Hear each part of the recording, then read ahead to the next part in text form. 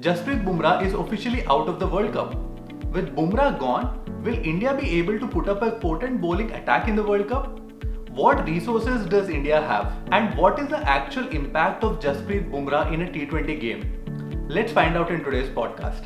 Hi, I'm Vivek and welcome to the Cricket Podcast. Over the last 4-5 years, Jasprit Bumrah has been a great servant for the Indian cricket team. With him being injured, India has potentially lost an irreplaceable member of the team. It's almost like losing someone like Virat Kohli. The difference being, Virat Kohli is a batsman and a batsman's role is pretty much predetermined in a T20 game. What I mean by that is, you pretty much know when and where Virat Kohli is going to bat. We know that he is going to bat at a specific position and we know what is his role in the team. But a bowler like Bumrah can impact a T20 game in different situations. For example, Rohit can ask him to bowl in the power play to take wickets up front. He can also ask Bumrah to stop the flow of runs in the middle overs and also make him bowl in the death overs. So does that mean India cannot put up a good bowling attack without Jasprit Bumrah? Let's start by reviewing India's T20 performances this year. India has played 26 matches without Bumrah and they won 18 of them. And with Bumrah, India played 5 matches and they won all 5 of them. Now just by looking at the stats, it definitely feels like the mantra is take Bumrah in your team and you definitely will win the match. And that has been the case this year. But does that mean a highly skilled and a mentally strong bowler like Bumrah only impacts the result of the match? I don't think so. I think his impact is much more than just the result of the match. Let's dive deeper into it.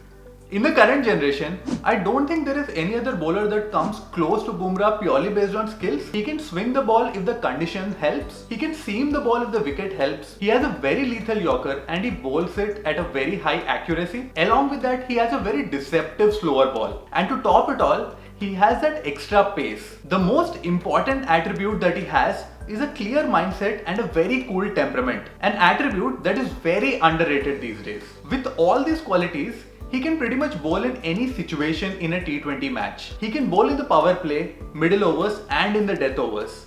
And these qualities definitely make him a complete T20 bowler. Let's take a look at the next point. The opposition batsmen definitely fear him. They're still trying to figure out how to play against Bumrah. And because of his unconventional bowling style and his accuracy, they are not really able to get after him.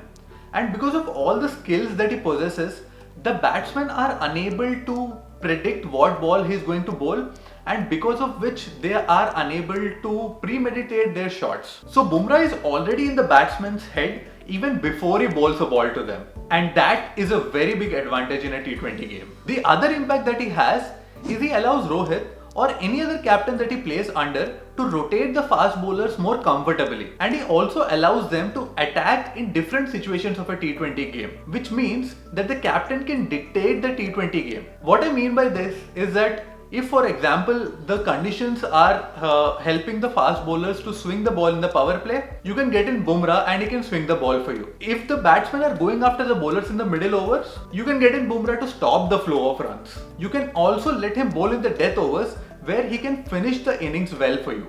Or he can restrict the opposition for a lower score. And I think this is the biggest impact that he has on a T20 game. Now we come to the last point. Whenever Bumrah plays, he has a positive impact on the other fast bowlers as well. Let's take Bhuvneshwar Kumar for example. Now in the recent past, Bhuvneshwar Kumar has not been bowling well, especially in the death overs. And this is because he is unable to get those wickets in the power play, and that is leading to him building up that pressure. And in the death overs, he is unable to bowl with that confidence as well. And when Bumrah plays, Rohit has an advantage here. He can tell Bhuvi that if he is not in a good form, he can let Bhuvi finish off by the middle overs itself. And he can keep Bumrah for the death overs. And that will give much more confidence to Bhuvneshwar Kumar, knowing that he can finish off in those middle overs and he will not be having that pressure for the last death overs. So player like Bumrah is actually providing a cushion to the other fast bowlers as well. When we look at all these impacts, it almost feels like if Jasprit Bumrah is in the team, he will win the World Cup for us single-handedly. But we have to remember, in a team sport, every team member has to contribute substantially for them to win a tournament like World Cup. So I think that will be much more important. Now let's take a look at the fast bowling options that India have in the absence of Bumrah. I have come up with 3 scenarios that India can go with. So let's take a look at the first scenario. you have Bhuvaneshwar Kumar, Arshdeep Singh, Harshal Patel and Hardik Pandya. Now out of the 4 bowlers, I think Bhuvaneshwar Kumar, Hardik Pandya and Arshdeep Singh should bowl in the power play, because these 3 bowlers can utilize the power play in a much better fashion. And then you have Harshal Patel, who can bowl in the middle overs and in the death overs. Between Bhuvaneshwar Kumar and Arshdeep Singh, whoever bowls well should get the opportunity to bowl in the death overs as well. So in this scenario, you have Hardik, Bhuvi and Arshdeep Singh bowling the power play, Harshal Patel in middle and death overs. Let's take a look at the second scenario. You have Bhuvaneshwar Kumar, Mohammad Shami, Arshdeep Singh and Hardik Pandya.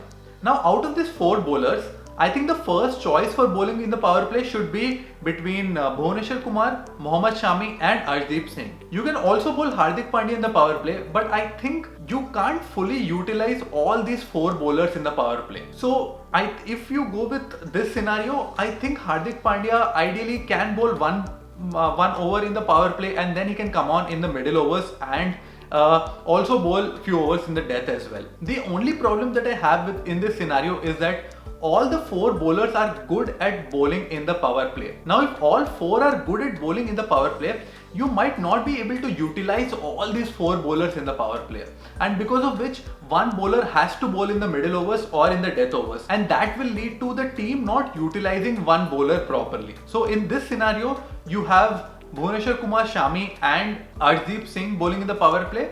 Hardik can bowl one in the power play, and then in the death you can divide between Shami, Bhuvi and Arshdeep Singh based on the confidence. Now comes the third scenario. You have Bhuvaneshwar Kumar, Mohammad Shami, Harshal Patel and Hardik Pandya. Now I personally prefer this scenario because there are variety of bowlers in this scenario. You have Bhuvaneshwar Kumar, who is an out and out swing bowler and can also bowl in the death. You have Mohammad Shami, who can use the pitch and seam the ball a bit. Then you have Harshal Patel, who is an out and out T20 bowler and he has all the tricks that you require in a T20 match. Along with that, you have Hardik Pandya, who can give you some overs in the starting power play and can also give you some overs in the middle overs. If India go with this option, I think Bhuvaneshwar Kumar, Mohammad Shami and Hardik Pandya have to bowl in the power play. The middle overs can be handled by the spinners, and you can leave Harshal Patel for the death overs, where he'll bowl 3 or even 4 overs in the death. And based on the confidence of Bhuvaneshwar Kumar, Mohammad Shami and Hardik Pandya, they can divide overs in the death overs as well. So this was the third scenario, and I personally like this one. Now I don't mean to say that India has to go with this particular combination throughout their tournament. They can start off with these fast bowlers, and then based on performance and confidence, they have like for like replacement for Bhuvaneshwar Kumar. If he's feeling underconfident, you can replace him with Deepak Chahar. And if Harshal Patel is not able to grip those slower deliveries, you can always go to Arshdeep Singh and he can give you those overs in the death. Now I am picking Harshal Patel over Arshdeep Singh only because India invested in Harshal Patel for the past year or so. So I want him to start off, and if he doesn't go well, then you always have Arshdeep Singh in the back and he can replace him and bowl in the death. So these are the 3 scenarios. Now Bumrah's absence has definitely hit India hard, but I still think they can come up with a decent bowling attack with the current fast bowlers. It will be really interesting to see how Rohit sets fields for these bowlers, since each bowler has a different bowling style and a different bag of tricks. And Bumrah's absence obviously gives a chance to players like Arshdeep Singh to showcase their skills and temperament. I will definitely be looking forward to Arshdeep Singh's performance in the World Cup and also the performance of Team India as a bowling unit. So that's it for this video. Let me know what you think of this video and who are your first choice of bowlers for the World Cup. Thanks for watching, and I'll see you in the next one.